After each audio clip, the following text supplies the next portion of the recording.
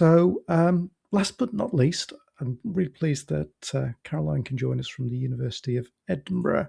And without further ado, I'll hand over to you, Caroline, to take us through the kind of work and the toolkit you've been developing. Great. Thank you, Paul, and really delighted to be here to speak to you all today. So I'm Caroline Pearce, and I'm going to be telling you about some research that we've been conducting at the University of Edinburgh. And we'll be taking you outside the home setting to look at the wider neighbourhood context and to understand how neighbourhoods can support people's health and wellbeing and flourishing as they age. So first of all, just a bit of background to the project. So this project I'll be speaking about today is part of a larger programme of work carried out at the Advanced Care Research Centre. And this is a multidisciplinary research programme based at the University of Edinburgh, which brings together researchers from across medicine and the care professions, engineering, data science, informatics and social sciences, with the aim of generating high quality, data-driven, personalised and affordable care that supports quality of life for people in later life. And the project I'll be speaking about today is also part of Open Space Research Centre, based at the Edinburgh College of Art. And Open Space Research Centre is a multidisciplinary centre bringing together experts in landscape architecture, environmental psychology, human geography and forestry, exploring the full spectrum of open space environments and how they provide opportunities for outdoor activity and positive engagement with the natural environment to enhance people's health and well-being. And the project I'll be speaking about today was led by Catherine Ward-Thompson, who's also the co-director of Open Space Research Centre, who's also on the call today and will be available to answer any questions with me at the end of the presentation. So to give you a brief overview about the project and what we did. So this project spanned 3 years and involved 45 participants aged 50 and over, living in 5 different areas of Scotland. And the key things that we were interested in understanding were the types of activities and things that people like to do outside their home in their local neighbourhoods, what makes those activities important, enjoyable and meaningful, and how the physical and social environment supports people to carry out and sustain meaningful and active engagement into later life. And we carried out this research in urban and suburban settings in the central belt of Scotland, with a focus on having a mix of socio-economic context based on the Scottish Index of Multiple Deprivation, or SIMD. We used 3 different types of methods. We carried out over 70 interviews with older adults centred around understanding the activities that they like to do in the neighbourhoods. We also carried out 19 walking interviews. So this is where a researcher joins a participant for a walk in the local area to gain a deeper insight into what makes it easy or difficult for people to get out in their neighbourhoods. And participants also completed activity diaries that recorded their outings over the course of 1 week, and this provided us insight into things like how often people go out, the places that they go to, and types of transport that people use. And the research I'll be talking about today has been published in a paper in the journal Health and Place, which is open access, and I put a link there if you're interested to find out more.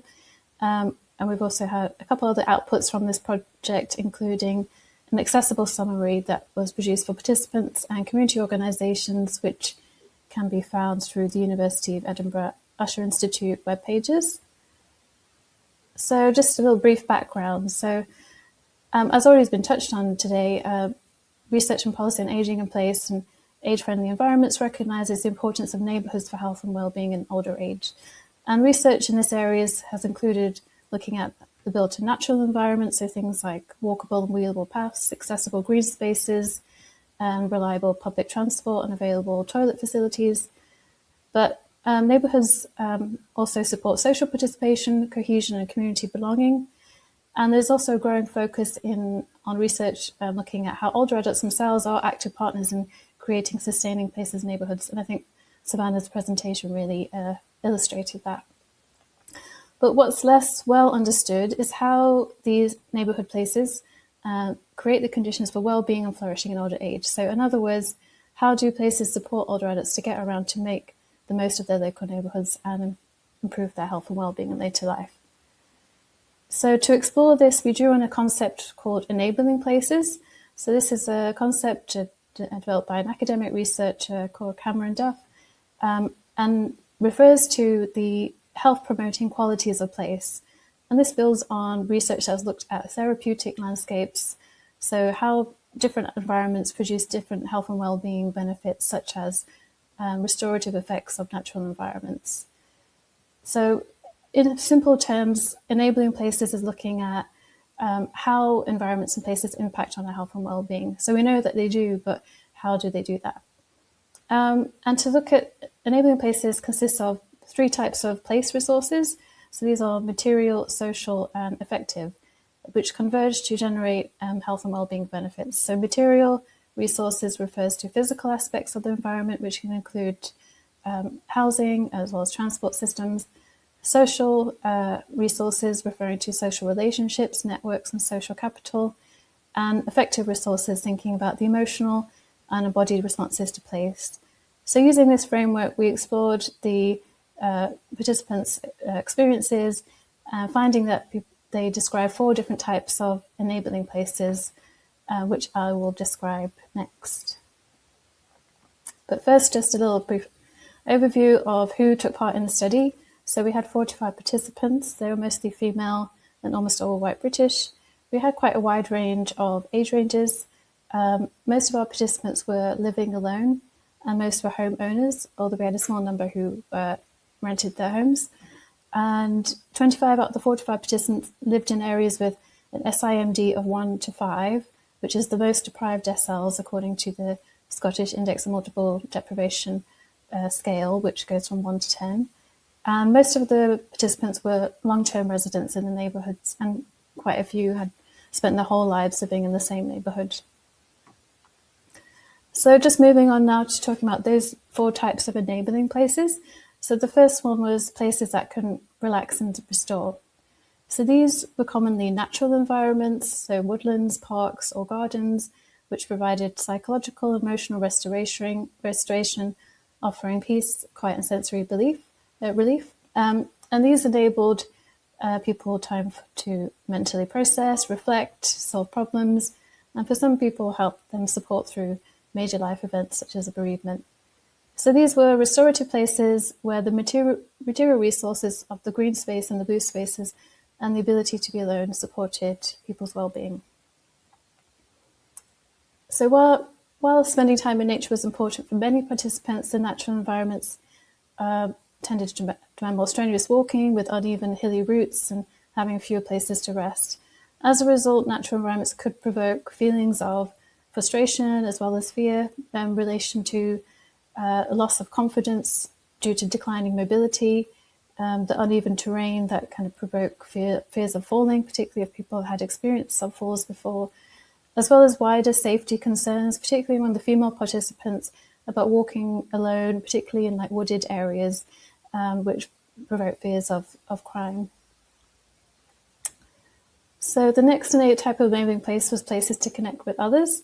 So this is about having places where people can meet others and engage in different activities, which provided many with the purpose and motivation to get outdoors. So these were social groups and places like walking groups or men's sheds that were key sources of support, friendship, and fostered community belonging.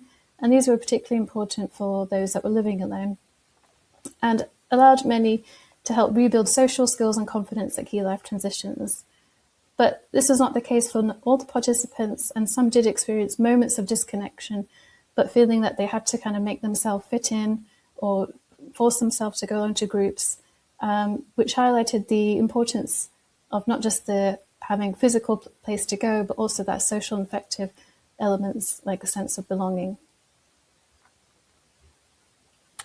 The next type of enabling places was places where I can stretch myself. So these were environments that challenged participants physically or psychologically, creating opportunities to stretch themselves. So examples included things like engaging in physical activities that helped participants reassess what they were physically capable of. Another example included a participant who was afraid to walk on her own outside of her home, which meant that she felt very much restricted in her home most of the time, but described walking to her local community centre for the first time. So, as mentioned, concerns about physical safety, such as fear of falling, can limit engagement with places, but we also found that confronting those difficulties could help improve confidence boost feelings of self-efficacy, and transform people's perceptions of their own abilities. So from this, we suggest that a moderate challenge that people experience in their environment could support well-being, so suggesting that the effort that involved in adapting to their environment when getting outdoors could be beneficial to their own sense of well-being. And the final type of enabling places was places I can be myself. So these were places that enabled people to explore their own sense of identity and self-expression in later life, often through different types of activities. And for many of the participants, being outside the home allowed them to leave behind caring identities, which was especially significant for the female participants, for whom later life seemed to bring a greater sense of freedom as those caring responsibilities eased. So we found that these places did more than just restore well-being. They also supported what's called instaurative identity growth. So it wasn't just about replenishing energy reserves or relaxation, but boosting people's capability to meet everyday demands. So some of the key messages. So we found that enabling resources include the materials, so those public provision of community places and natural spaces that were free and easy to access, as well as social resources, so the friendships with peers and sense of belonging, as well as effective resources, so feelings of safety, freedom, and confidence.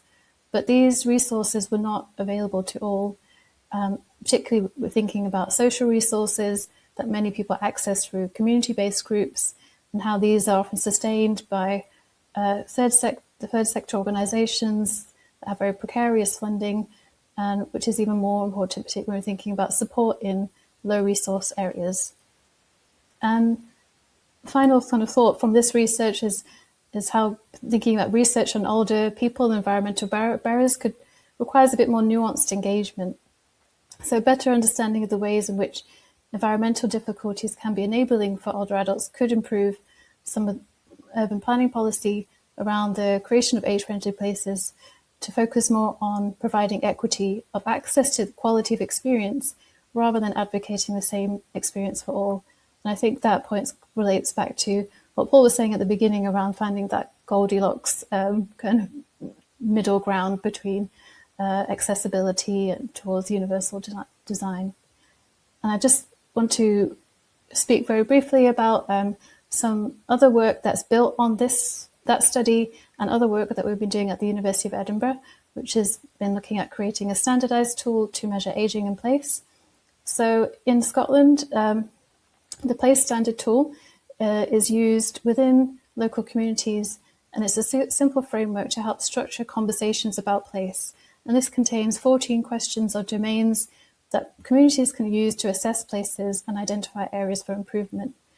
So following lots of discussion within our team at the University of Edinburgh, we felt there was a need to explore whether there was an ageing-specific tool was needed. So there is a young people's and children's ageing in place, place standard tool, but not an ageing-specific one.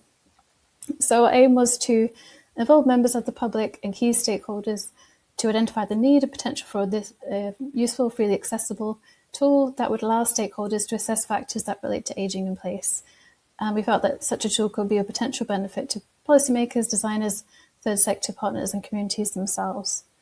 So what we did was, first of all, assess team knowledge and see how that kind of fit in with the place standard domains. We carried out 3 workshops with older adults in 3 different communities in Scotland, including urban and rural places. One was in Newcastle. And we also carried out stakeholder interviews with people working in the placemaking sector. Just briefly, some of the key insights. So we found there was a few things missing, particularly around accessibility to health services, affordability of home adaptations, and the role of informal social support is missing. And participants also expressed the need for more attention to the role of digital technologies and how that's transforming how people engage with their neighbourhoods and their local environment, as well as increasing concerns about climate change. And the next steps for this project is that we hope to kind of develop this work further into a larger body programme of work. And I put the link there to access there's a brief report if you'd like to find out a little bit more. And just as a final slide, I just wanted to flag a journal, a special issue that we are preparing, looking at aging in place, critical perspectives, which will be published in the journal Wellbeing, Space and Society, and which will be open access. And I put the link there if you'd like to take a look at that. We've got a few papers that have been published already, but the purpose of this special issue is to bring together international research on aging in place and try to expand and explore more critical perspectives on what it means to age in place in current society. So that's everything from me. I'm happy to answer any questions.